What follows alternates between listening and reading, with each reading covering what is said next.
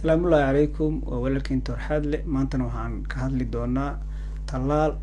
سؤال شكوى هذا اسمه الدين إنه بحيث هاي طلال كهرت منوفي عيه طلال محوية هذا كهر مرة طلال ومادة لقصو سمي جيرمس كاسو اللي سو دلي أما اللي سو يري كدب مركي قفك للصيو وحو جيرك كريبانايا دفاع جيرك أيا وحو كريبانايا وحلو الأنتيبودي أما حصوص hadhow markii cudurka uu kugu dhaco adoo dareemin ay la dagaali doonaan xasuustaas iyo difaac jirka oo reebtay wax adoo calaamado dareemin ayuu cudurka la dagaali doonaa faa'iidadaas uu leeyahay faa'iidada labaad uu leeyahay waxa waaye cunuga markii la talaalo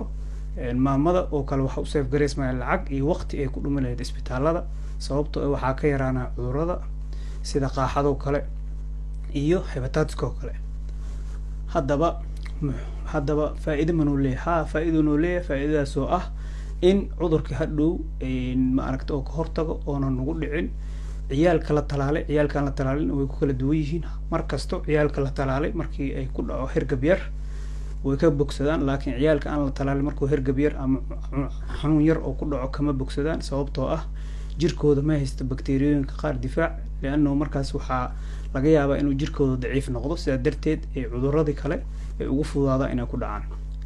haddaba talaalka goorma la qaataa muxuu yahay talaal waxaa la qaataa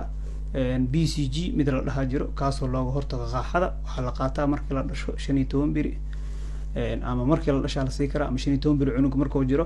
waxaa kaloo la qaataa mid la dhaho pentavalent oo 5 ka kooban kaasoo ah hepatitis B iyo pertussis iyo diphtheria influenza oo ayaga dhan ah bacteria iyo virus kugu darsan hepatitis kale wuxuu ka difaacayaa in beerkaaga uu dhibaato uusan gaarin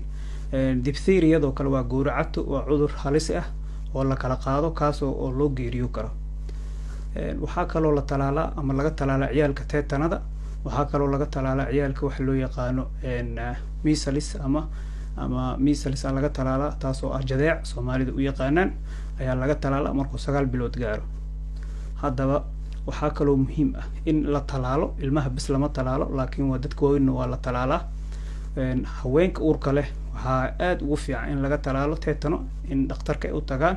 xilliyada ay uurka leeyihiin si looga talaalo tetano li'annahu markii ay dhalayaan ayaa waxa soo gaari kara dhaawacyada soo gaari ay tetano ku qaadi karaan tetano hadhow loo geeriyo karo dhib badan leh waxaa kale oo muhiim ah haddii aad tahay lamaano cusub ama aad aroos galaysid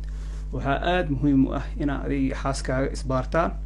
ka bacdina aad qaadataan talaalka loo yaqaan cagaarshowga ama hepatitis B-ga kaasoo ah mid ka hortaga viruska ku dhaca beerka oo dhibaatooyin badan ku haya dadka inta badan haddaba waxaan kugula talin lahaa in aad qaadato talaal sababtoo ah waxa isweydiinaa su'aalo ah talaalka oo leeyahay dhibaato wax dhibaato ma leh waa faa'iido caafimaad oo leeyahay laakiin Soomaalida waxaa naga badatay talaalka ilma dhaliis ayuu qofka ka dhigaa cunuga